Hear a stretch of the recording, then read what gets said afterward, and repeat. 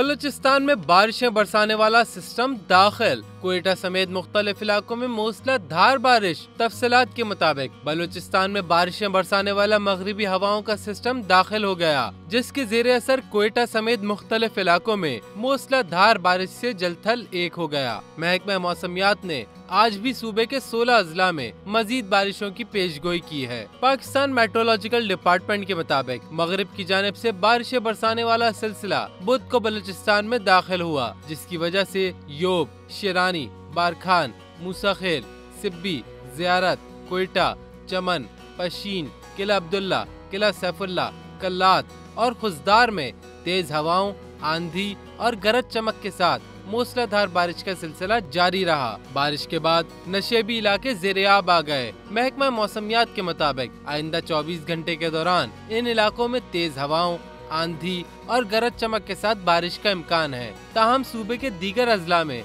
मतला अबर आलूद रहेगा।